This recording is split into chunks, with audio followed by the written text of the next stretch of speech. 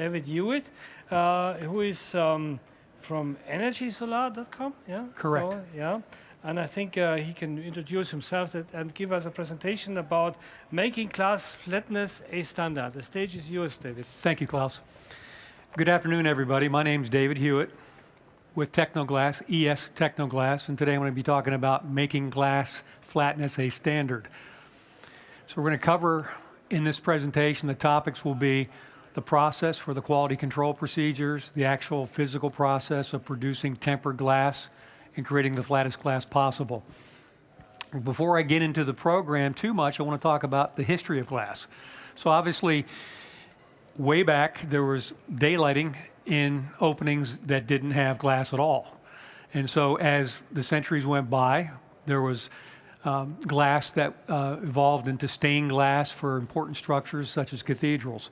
So glass evolved even further in the early part of the 20th century when skyscrapers became into existence. So in New York, for instance, the Flatiron Building in New York City in the early 1900s, the buildings got taller, more structural, but the openings remained small with single fixed frames, sometimes single hung openings. But generally, the glass had not evolved as fast as the super skyscrapers did. So in the advent of new technology in the 50s, in the 60s and 70s, for instance, in the late 50s, in the UN building in New York City, first employed insulated glass for the first time. So insulating glass technology became much more commercially available during the 60s, and also low-E coatings became available in the 70s and 80s, which enabled bigger facades of glass to be put on to larger structures. Those larger structures continued, and now today we see very large structures with larger expanses of glass and bigger lights of glass, which puts a premium on the structure of the glass, so the structural integrity of the glass. So for tempering became even more, or becomes even more critical.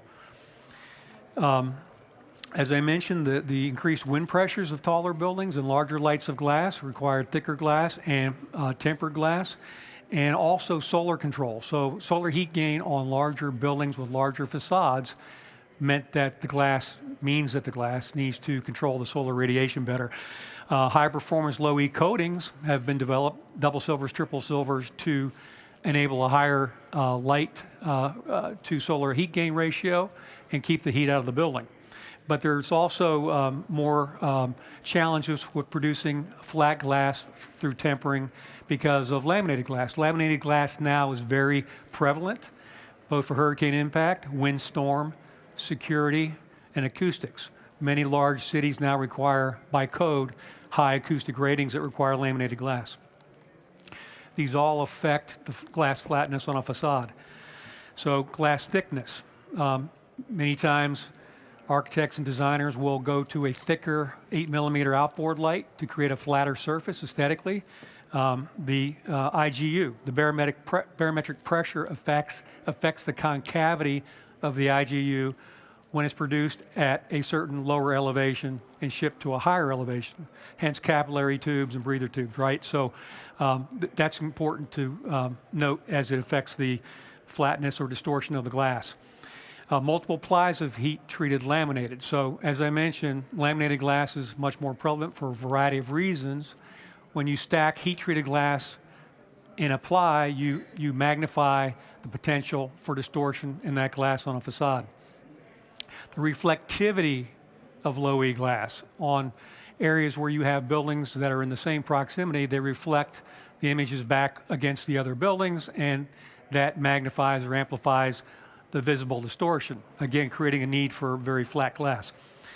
The glazing systems can affect the distortion in the glass on a facade. So dense gasket, wedge gaskets that put pressure on the glass to hold it in the frame, or pressure plate systems that use pressure plate bolts to attach the glass to the frame can create pinch points on that glass, particularly if it's a reflective low-E, and that gives you potential distortion too. Again, adding pressure to create the flat glass from the factory.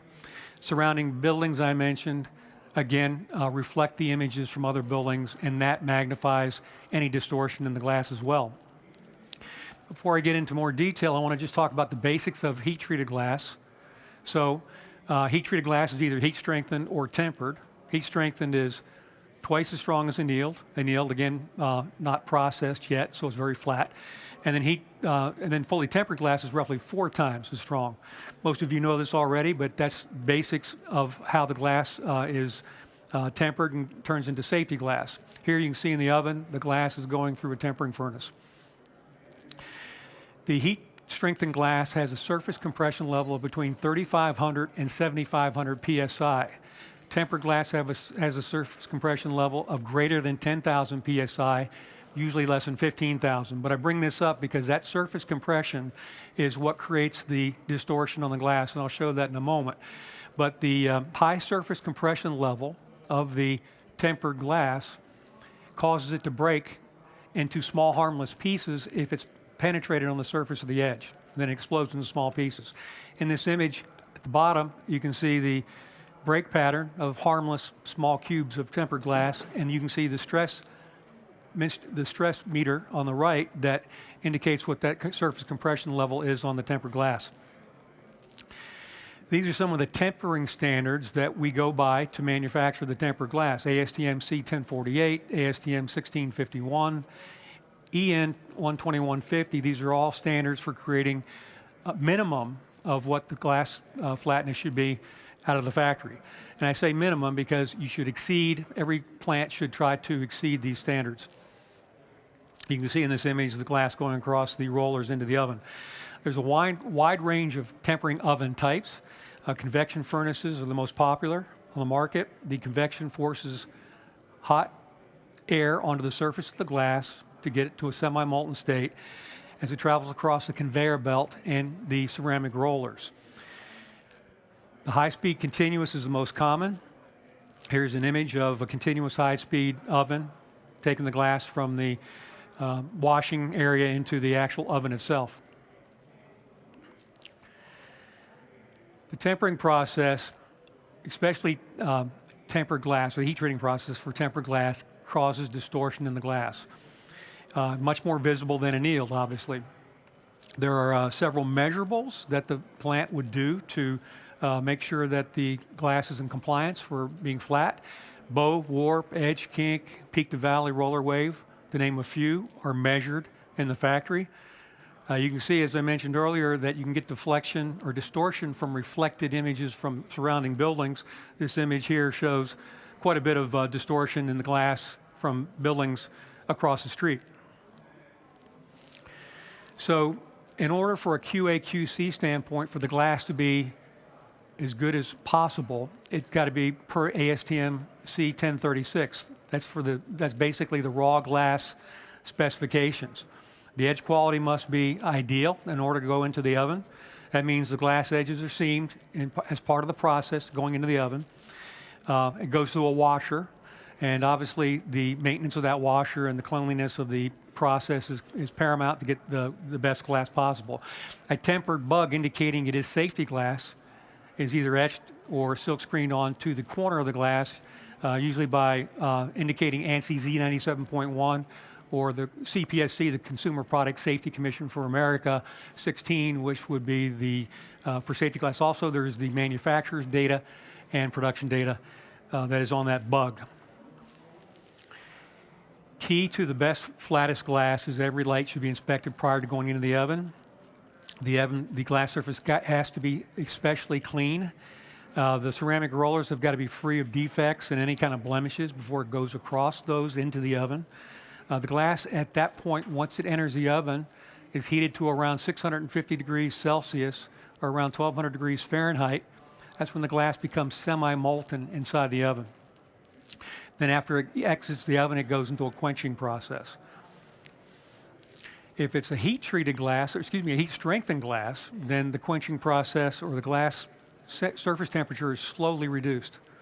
If it's fully tempered, then the glass is rapidly cooled in the quenching process. More air is forced onto the surface to create that surface compression. As I mentioned earlier, it's greater than 10,000 psi, which puts it under a lot of stress When it breaks, again, if that surface is penetrated, it can just be a simple scratch all, and it'll explode. And that's what it would look like when it breaks, hence safety glazing. So when the glass is semi-molten and it goes across those ceramic rollers, it sags some. The depth and length of that sagging is the roller wave distortion. For architectural quality glass, that roller wave, peak to valley roller wave distortion should not exceed 0.03 of an inch in the center of the light or 0.08 of an inch at the edge of the glass. Bone warp is another measurement that's part of the standards for ASTM C1048, and that should be less than 1/16 of an inch in a 12-inch span of glass.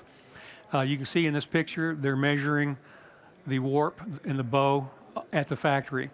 Again, these are the minimum standards of the industry, but the plant should strive to exceed those.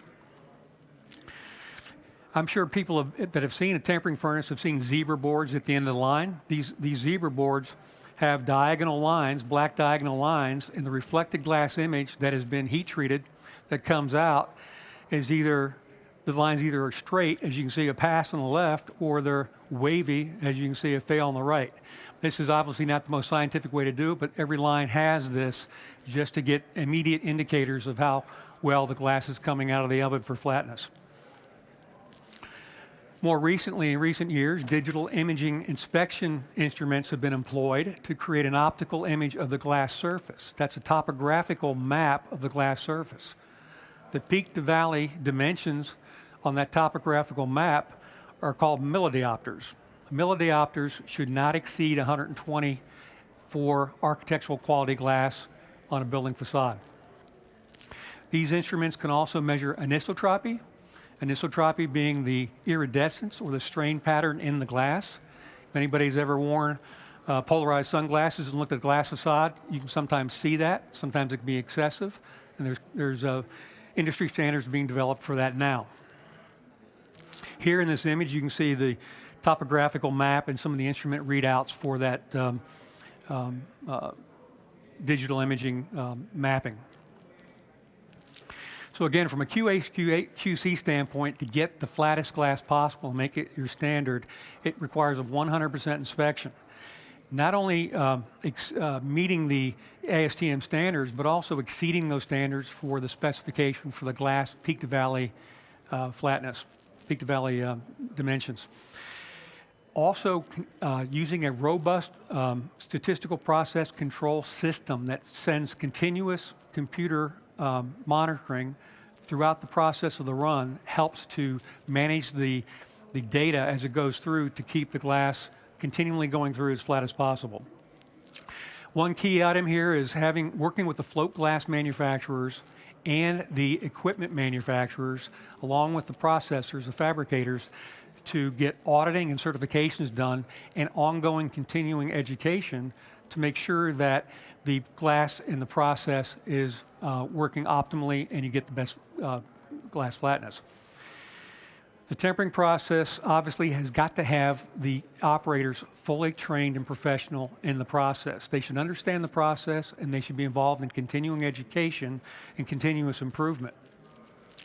Another key a critical item is that the plant has got to have total quality before production. So understanding these processes and making sure the machinery is working as intended before running multiple runs and producing glass that is not to specification.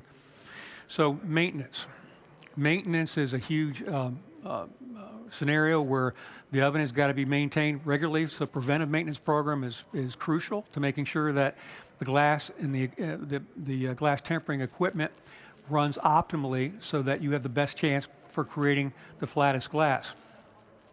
Certainly having multiple tempering furnaces in an operation is ideal so that if you take one down for preventive maintenance, or when you take one down for preventive maintenance, then you can continue your production going forward.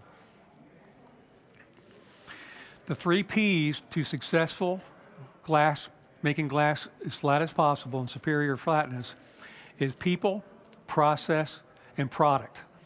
So the people, again, must understand the process. They must be professional, they must be trained, and they must be engaged in continuing continuous improvement in education. And the process should be standardized work instructions so that it can be consistent and repeatable. ISO certified is ideal so that, again, the work instructions are standardized and this work is repeatable and the product can be flat, run after run, and repeatable. Same thing with the product. The glass thickness, the coating, the right product has got to go into the system in order, and the right anneal glass to start with has got to be right in order to get the best possible outcome for flatness. So knowledge is power with regard to operating the glass machinery, the tempering furnace, and getting the flattest glass possible.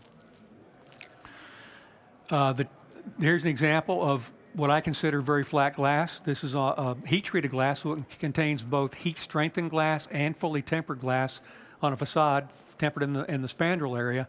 And you can see that the reflected image is very, very flat. So this glass is very flat glass as opposed to the glass I showed earlier in this presentation. And with that, I'm going to thank you for your participation. I appreciate your time. And any questions, feel free to ask.